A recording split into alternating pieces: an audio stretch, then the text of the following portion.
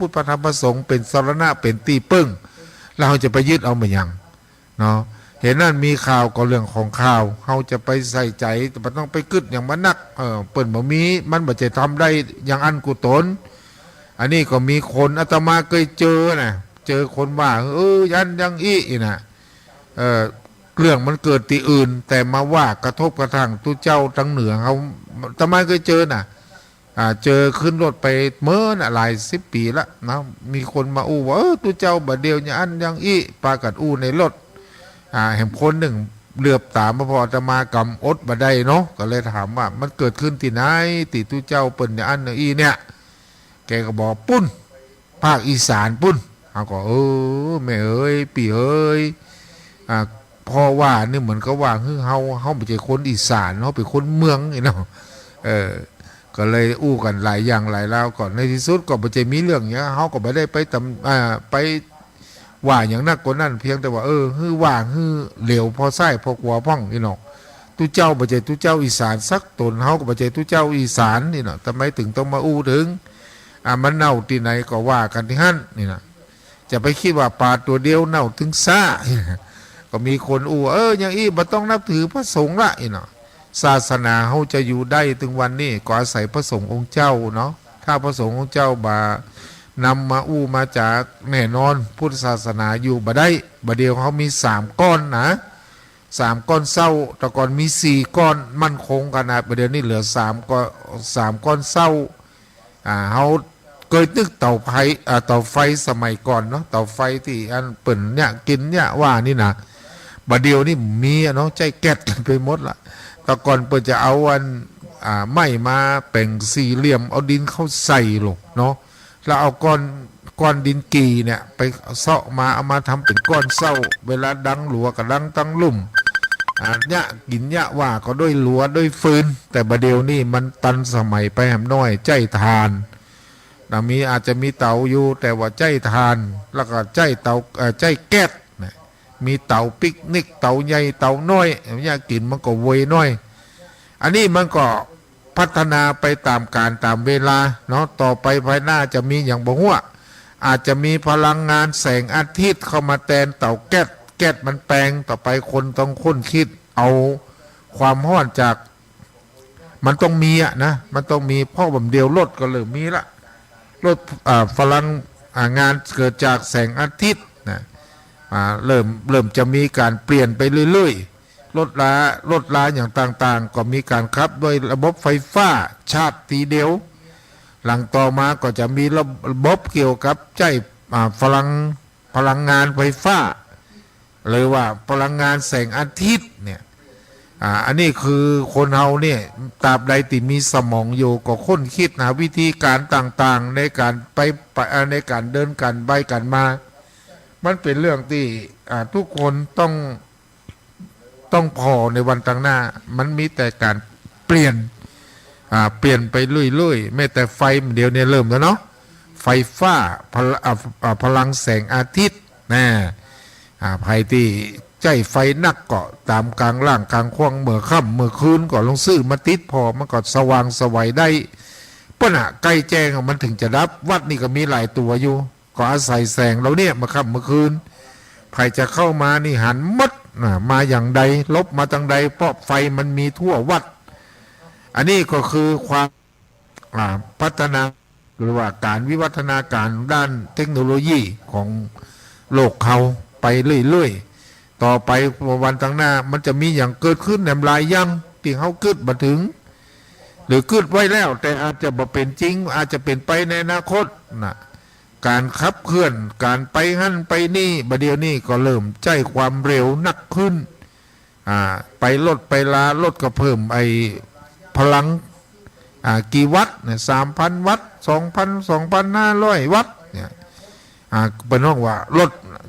จะเว้ยมันก็เริ่มมีเนี่ยนะอย่างก็เปลี่ยนไปติ๊กเขาจะตัวมันเต็มตันแม้แต่โทรศัพท์ที่เขาจ้างกันถึงวันเนี่ยบางอย่างก็ทำได้ทุกเรื่องเขาจริงทำได้นักแต่เฮาบางครั้งเราไม่ได้เห็นหูมันมาตมาบอกค่อยสันทัดเราใดบางทีมีอย่างทำอย่างยังบรรลดลงมาโลดประจังนี่เนาะ บ่เป็นบ่ฮู้ยะจะใดก็คือเฮาบ่ได้สนใจนัก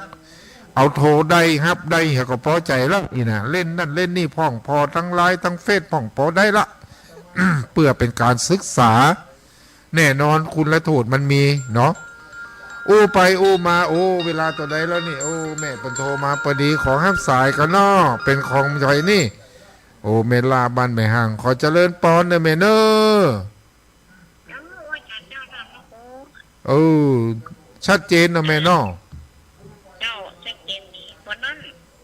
ยมแม่ลูกยมแม่ไปโอ้แต่เออดีละดีละดีละเนาะดีใจอนุโมทนาตัวนะแม่เน้อเพราะว่าถ้ามันว่าครูก็เลี้ยงเงินกาแฟโอ้ติดใจอยู่ก็พอดีขออนุโมทนาขอบคุณคนที่เปิ่นเอากาแฟมาเลี้ยงเจ้นงร้านอย่างก็ร้านพรมมินแม่ขจานนะแม่ขจานตีการค่าแม่ขจานพรมมินของเจ้นงเป็นกาแฟที่เปิ่นหามาขายแล้วก็มาช่วยเปิ่นก็เปิ่นเพราะว่าจิตเปิ่นเป็นกุศลเนาะก็เลยเอากาแฟมาช่วยเลี้ยงก่อนน้องนั่นก็มีปีมีน้องโอ้ซื่อๆนะก็พ่อคณะสถาบ้านสมณะตัวพอแฟนเขาก็เป็นอบตเขาก็มีเป็นอสมเองนะแม่เฮ้ยผัวเป็นอบตเมียเป็นอสมเหรอทุเจ้าก็เจ้าอาวาสก็เป็นจรเจ้าอาวาสวัดลาดนะมันมีฮันหมดลูกก็เป็นครูกันเลยมานั่นนิมนต์นั่นคืนสุดท้ายนิมนต์อาจารย์สมศักดิ์มาเทศโอ้เป็นเทศดีเทศดีก็มีคนเข้ามาจัดฟังจัดนักมาค่ำมาคืนก็ลำบากแล้วแม่เนาะก็ไปรถน่ะไปรถกำมันไก่เนี่ยอาศัยรถไปอินเนาะแม่เนาะก็ดีใจเนาะแม่เนาะขออนุโมทนาเนาะแม่เนาะสาธุสาธุสาธุนี่ก็สาธุอนุโมทามิขออนุโมทนาได้แม่ล่าบ้านแม่ห่างเด้อตีได้โทรศัพท์มาอุ่นมาจ่าตัวแฮมสายเนื่องไปของแม่อุ้ยเฮือนหรือว่าแม่อุ้ยเรือนอีเนาะบ้านแสนต่อสาธุชัดเจนเนาะแม่วันนี้ฝนตกก็หาทางปุ่นโอ้บัดตกอีเนาะคึมนะบดอุ้ยจื้อก็มันตกบัดนักไม่เฮ้ยตกบะก็ดีมันบ่พอนักเนาะดีละขออนุโมทนาเนอะแม่เนอะตียังโทรมาอุ้มมาจ่าตัวขอรักษาสุขภาพอยู่ดีมีสุขนะแม่เนอะสาธุสาธุแฮมสายนึ่งเป็นของแม่บัวตองจากดอกคำใต้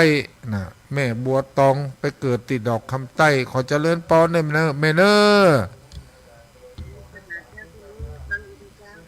ฟังอยู่นอกเป็นจะฮือพ้องดังปูนฝนตกฝนหินบังกอ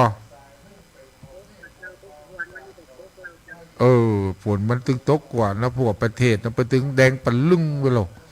ภาคเหนือเฮาปัจจุบันยังมีแหมอยู่แม่มันยังย่างมันเป็นฤดูเปิ่นเนาะมาอยู่เลยก็ดีห้วยหนองคลองบึงก็จะได้เต็มตีเหนือต้องมาตกหมู่บ้านไปแหมแต่ตกเสียงใต้เนาะมีเขื่อนโดยงูก็เป็นเขื่อนกั้นน้ำขนาดกลางน้ำหนักอยู่เมื่อวางก่อนไปพอโอ้เขื่อนเป็นตี้บัดเดียวนี่เจอฝุ่นอย่างอี้ไทยจะเต็มละเนาะก็รักษาสุขภาพก็แล้วกันเนอะแม่บัวตองเนอะรักษากายวาจาใจเนาะทำคุณงามความดีคนเฮาทำดีก็ย่อมจะได้ดีของให้แม่อยู่ดีมีสุขเนอะสาธุสาธุแม่บัวตองนี่เปิ่นถึงโทรทุกครั้งหลายคนหลายท่านหลายแม่อุ้ยเนาะที่ติดตามรายการก็อดที่จะโทรมาหาบ่ได้เพื่อได้อู้ได้จากันไผที่หายไปเมินก็โทรมาอู้กันตัวเนอะบางทีก็กึดถึงก็บ่ฮู้ยากจะใดเนาะแล้วโทรมาก็ดีอกดีใจวันนี้เป็นวันที่2นะปรากฏว่าจัดเดือนนี้บ่ได้เต็มที่มันมีถึง10วันอยู่ขาดไปหลายวันอยู่ตะวาก็บ่อยู่ตะวาก็ไปทำธุระบังเอิญมันปิกมาเวลามันก็จวบจันไปเหี่ยแฮมสายนึ่งเป็นของไผนี่โอ้ของแม่ยังก็เนี่ยขอสาธุอนุโมทนาแม่ยังก็ แม่เกี้ยวบ้านปั่นลันอู้ตะวาก็นั่งรถผ่าน สวยเจ้า น่ะกะตะวานั่งรถจะหลงนะแม่เห็นเดียวนี้นะเพราะว่ามันถนนหนทางมันเปลี่ยนนะแม่เนาะจากตีหันหายไปเห็นละ เออก็ดีใจที่แม่โทรแม่ก็สบายดีเนาะ สบายของเนี่ยจ้า ก็ธรรมดาเนาะอายุหนักมันก็เป็นก็เป็นก็ไป เที่ยว นั่นเตอะ กระดูกโซน นั่น ได้อายุบ้านเลยจ้ะ แตะกอนไทยจะเอวดีให้นี่โดดท่านโดดนี่ก็ดูเลยสน เจ้า เออ ห้าอยู่ ญาการเนาะญาการดุลงไปบันนึกถึงว่าตะวันตั้งหน้าจะเป็นอย่างคนเฮาก็ธรรมดาไม่เฮ้ยเพิ่งว่าร่างกายมันบักบ่ฮื้อแต่ใจเขาฮื้ออีนะแม่นะทำความดีเนาะใจสู้เนาะ ก็ยั่งเหี่ยมเนี่ยอดเอาเนาะแม่เนาะก็ขออนุโมทนาสาธุกับแม่เกี้ยวตัวเนอที่โทรมาอู้จ่าตัวขออนุโมทามิแฮมสาย1ลงท้ายด้วย054เป็นเบอร์ไผ่หักจ้า ลูกไอ้จ๋าเจ้า แม่ติ๊บแม่ก็นี่ แม่นะ แม่นแล้วเนาะตีพระฝากปัจจัยมันก็ได้ฮับแล้วเนอะวันนั้นน่ะหลายวันแล้วเนาะแม่เนาะบ่ได้อู้ได้จ่าก็คนที่ทำบุญกับติ่นกับมือก็คงจะหู้อยู่ก็ครับหลายวันละก็ดีใจบ่ได้มาจัดรายการตะว่าก็บ่ได้มาอีหนอกวันนี้มาก็ดีใจที่แม่โทรมาเนอะจะไปเอวกาดก็ยังไปคำเถื่อจะไปมันก็มีงานนี่มาบ่เดียวมันอย่างงานนักแต่นักว่าแถมยังก็มันก็บ่สะดวกเนาะเฮาบ่มีคนค้ำบดอยู่ในวัดลำบากแม่จะใจไปแต่ละคนนี่นะก็กึดอินก็เกรงใจเขาอยู่นะไอ้นั่นก็จะได้ก็กึดถึงทุกคนทุกท่านบอกว่าอยู่ใกล้อยู่ไกลเนาะก็ขออนุโมทนาที่แม่ติ๊บยังโทรมาอู้มาจ่าตัวรักษาสุขภาพแม่เนอฮือร่ำรวยจะได้เอาเงินไปแปลงอันแปลงดีช่วยวัดนั่นวัดนี่เนาะแม่เนาะขอฮือบุญจงฮือแม่มีแต่ความสุขความเจริญขอฮืออายุมั่นยืนยาวได้120 ปีนะแม่วีเนอสาธุแต่น่ะคนเฮานะถ้าเป็นโรคภัยไข้เจ็บ อายุยืนบ่เป็นนั่นเป็นนี่มันก็น่าอยู่ในโลกแต่ถ้านอนติดเตียงเนี่ยน่าหันใจแต่ก็คือกำลังใจเนาะจะไปหยอดท่อมันถึงเวลามันไปเองบ่ต้องไปคิดทำลายตัวเก่าเพราะว่าเฮาทำลายตัวเก่ามันเป็นประโยชน์เนาะมันทำมือเฮาเพิ่นบอกว่าคนใดทำร้ายตัวเองเกิดมาก็ต้องทำร้ายแหม500 จาดดีว่าเห็นนั่นก็บ่ต้องไปคิดอย่างอื่นมันถึงเวลาไปก็ไปเองมันต้องทำใจให้ได้เขาอยู่กับโลกนี่เกิดมาเอามายืมล่างนี่อาศัยอยู่บังเอิญเขาจกให้อาจจะไปสร้างกรรมสร้างเวรบดีอย่างไว้ก่อนก็บ่ฮั่วมันถึงเป็นจะอีแฮมสาย1ก็เป็นของพ่อสมควรเนาะติดตามอยู่เนาะพักอยู่ตลอดครับไปข้านเขาไปแล้วฝนตกก่อนวันนี้ฝนตกก่อนตกขนาดนะครับอันกะต้องเพ่ยังบัดตกตัวใดหาผมยากการกับจะปลูกบัดทัวมันหมูอะค่ะปลูกไปเตอะเฮ้ยพี่ซื้อมาเพราะหลังเบี้ยมดอะครับเป็นอย่างเอาอย่างสวมหัวเฮียจะไปฮื้อมันหัวมันเปี้ยนักหรือเป็นวัดเป็นไอเนอะบ่มีไผดูแลตัวเก่าก็ช่วยตัวเก่าเนอะดีละเอาหัวเอาหน่วยมันผูกดีละขออนุโมทนาตัวเนอะเพื่อกำลังใจพอสมควรเนอะครับคือกำลังใจกันโอเคกำลังใจทุกคนอยู่ดีมีสุขเนาะปะเนอะอันนี้เปิดจึงไปโวยดอกบางกดโทรศัพท์ปรับปิดประเภทพอสมควรนี่เป็นคนที่อารมณ์ดีอารมณ์ขันนะแล้วก็โทรมานี่แทบทุกแบบคือถ้ามาจัดรายการพอสมควรต้องโทรมาละมันออกจากเฮาแล้วตนอื่นก็เหมือนกันจะไปเบื่อเปิ้นเนาะเปิ้นโทรมาก็อู้แต่เรื่องดีเนี่ยการเนี่ยงานอยู่คนเดียวเนาะปึ้งตัวเก่าคนเฮานี่บ้านปลายชีวิตต้องใจคำว่าอัตตาหิอัตโนนาโถ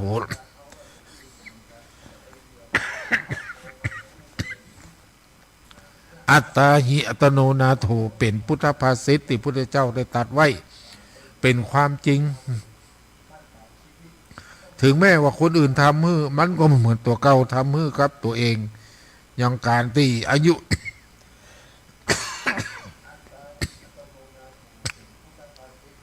ข้อใครมีไอแล้วเฮ้ยก็ขอโทษแต่เนอะมีเสียงไอออกจากเสียงไม้โดยก็เพราะอากาศมันเปลี่ยนเผอิญต่อมาก็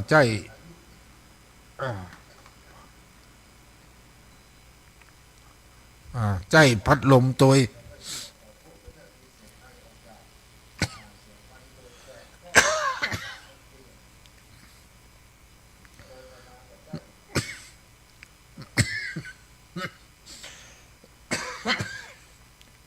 จะไปลำคาญกันแต่น่ะมันบูจะเนี่ยจะได้ยาก็ไม่ได้เตรียมไว้วูต่อไปเนาะก็ถึงแม้ว่า โรคภัยครับ โรคภัยไข้เจ็บจะมาเบียดเบียนแต่ละคนแต่ละท่านก็บ่เหมือนกันบางคนก็บางคนก็เป็นนั่นเป็นนี่นักผ่องเบาผ่องแต่นั้นว่าถึงจะเป็นอย่างไรก็ตามใจมันเป็นสิ่งที่สำคัญใจสู้มันสู้บ่ได้มันก็ยังว่าเนาะมันมีตีไปของไปของมันอย่างตีตมาว่าน่ะถ้าใครอยากจะไปดีๆก็พยายามสร้างแต่เรื่องดีๆงามๆคือมันนักความดีต่างหากต่ออันที่จะปางเฮาได้พบไปสู่ภพภูมิที่ดีอย่างใดก็ตามว่าอยู่แต่ละมื้อแต่ละวันคือได้ทำบุญทำทานเนี่ยพ่องบ่ได้ทำบุญทำทานก็ศีลมีถึง5 ข้อก็รักษาคือมันดีรักษาศีลแล้วก็ก่อนที่จะนอนนั่งสมาธิเหียกับเนี่ยเอามือซ้ายวางมือขวาซ่อนหงายมือเนอะเอาหัวมีมือจิกันไว้ตั้งตัวคือตรงหายใจเข้านึกพุทโธพุทโธพุทโธพุทโธเอาสัก100ก็ได้เนาะหรือมันเมินไปเอาสัก10ก็ได้มันผูก15มันคือ20อีนะนับเอาไปข้อทำใจสงบเอาความรู้สึกไปกำหนดตีบางคนก็เอายุบหนอพองหนออีนะเอายุบหนอพองหนอบางคนก็พุทโธนะแหมสายนึ่งมาจากไก่เนาะแม่สุกแก้วขอเจริญปอนนะแม่เนอะกับอาสาเนอะท่านพระครูเจ้าการทำแม่ยำข้ามยำแรงวันนี้น่ะคือคติสอนใจได้ดีไปเลยนะเจ้าสาธุเพราะว่าได้กำลังใจจากพ่ออีแม่นะเนาะอย่างเพื่อนว่าตะกอนนั่นน่ะได้กินของกินลามมันน่ะแล้วให้อยากอาจารย์ว่าไปถึงว่าตุลุงนั่นว่าเพื่อนว่าพระในบ้านกินแล้วแกแม่เอามาตานอยู่เพื่อนเอาไปพระในบ้านกินเนี่ยก่อนแม่คือป่อแม่นั่นแหละเนาะแม่เนาะยังมาได้กินเพื่อไปตานเพื่อนมาห้าบดูมันนะเป็นหู้ว่าประเดี๋ยวเนี่ยจะไปมองข้ามวัดเฮาวัดวางเฮาน่ะแม่เฮาก็ต้องทนุถนอมช่วยกันพอช่วยกันดูเปิ้นสอนบ่ได้บ่ใช่ว่าเปิ้นบ่เก่งเปิ้นอาจจะปฏิบัติดีปฏิบัติชอบนะแม่เนาะเปิ้นจะอยู่ได้ก็อาศัยศรัทธาบางทีเฮาก็น้อยใจแตนเหมือนกันลูกแต่เฮาแค่แม่น่ะแม่จุกเกี้ยวเนี่ยท่านพระครูเปิ้นก็เป็นได้เป็นเจ้าคณะตำบลนะเป็นพระครูนั่นน่ะดีละดีใจกับเปิ้นเนาะอายุเปิ้นนักหรือยังหาอายุเปิ้น78เจ้าใกล้เกษียณแล้วเนาะแฮม2 ปี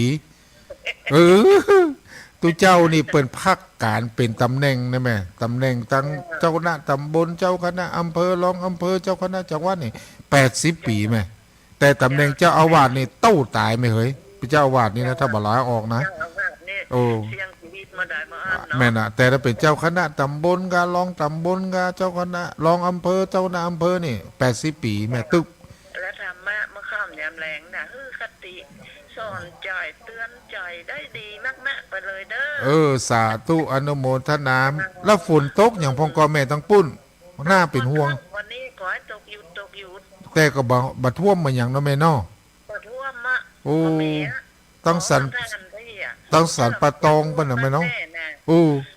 ประเดี๋ยวนี้บ่ท่วมมะดีละบ่อย่างคือมันตกเลยแม่เนาะหมอกชุ่มมองคือมันได้กินพักกินไม้นะแม่เนาะพักไม้ใส่เครือก็จะได้งอกในงามเนาะขออนุโมทนาเด้อแม่เนอวันนี้แม่ต้องสาธุเจ้าท่านพระครูเจ้าสาธุเปิ่นไปแล้วเนาะแม่เปิ่นไปแบบด้วยบอกว่าวันนี้ได้จัดรายการได้เข้าอกเข้าใจก็ขออนุโมทนาเนาะ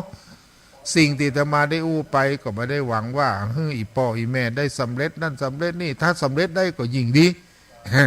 แต่บ่ได้มันไม่มีถึงขนาดนั่นของเพียงแต่ว่า ถ้าเป็นแม่อุ้ยปออุ้ยก็เป็นปออุ้ยที่ดีของลูกของหลาน สร้างแบบอย่างที่ดีในการประพฤติปฏิบัติให้ลูกให้หลานได้เคารพนับถือด้วยความจริงใจบ่จะเป็นปออุ้ยขี้เหล้าแม่อุ้ยขี้แจ่มขี้จมนี่นะเป็นแม่อุ้ยที่ลูกหลานอยู่ตัวแล้วหมดอกหมดใจเป็นพ่อเป็นแม่ก็ทำตัวอย่างให้ดีกับลูกกับเต้าเนาะลูกเต้าก็พอพ่อพอแม่เป็นแบบอย่าง ถ้าบ่มีแบบอย่างที่ดีเขาเอาอย่างที่บ่ดีต่อไปไว้วันตั้งหน้าเขาไปแล้วก็ไปเพิ่นว่ากูบักครับ ความทุกข์ความลำบากก็จะเกิดขึ้นกับพ่อกับแม่ฉะนั้นถึงวันนี้เฮายังอยู่ระบบกันอยู่ด้วยกันแบบครอบครัวครอบครัวที่มีศีลมีธรรมมันก็เป็นครอบครัวที่มีความสุขก็ขอให้ทุกคนจงยึดมั่นในหลักของพระพุทธศาสนาลูกก็ต้องมีความกตัญญูต่อพ่อต่อแม่เลี้ยงดูท่านทำหน้าที่ให้ดีที่สุด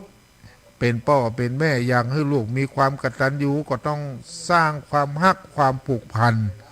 ทำแบบอย่างบางตัวอย่างให้ดีจะไปยะหยังคือมันผิดมือมันพลาดทำแล้วก็แก้ไขตัวเก่านะเหตุนั้นก็สิ่งที่ มันจะเกิดขึ้นก็คือความสุขในบ้านปลายของชีวิตลูกหลานตานเต้าเมื่อเป็นคนดีของบ้านของเมืองของบ้านของจองก็จะทำมือครอบครัวนั้นมีแต่ความสุขความเจริญในวันนี้อาตมาได้ใจเวลามาก็เมินพอสมควรเนาะใจจะจบแล้วพอดี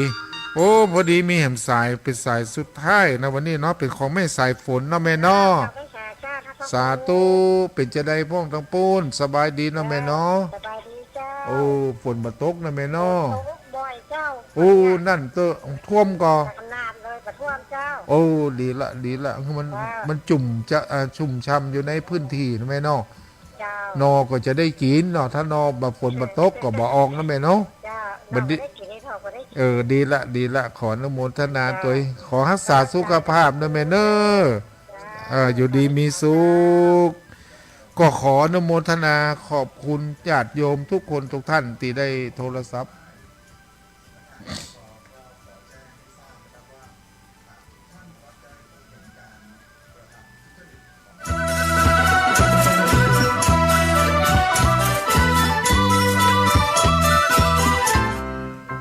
น้องๆหน้าหนาวนี้ไปแอวเหนือเฮาพักที่นี่บ่รีสอร์ทนี้ดีขนาดมี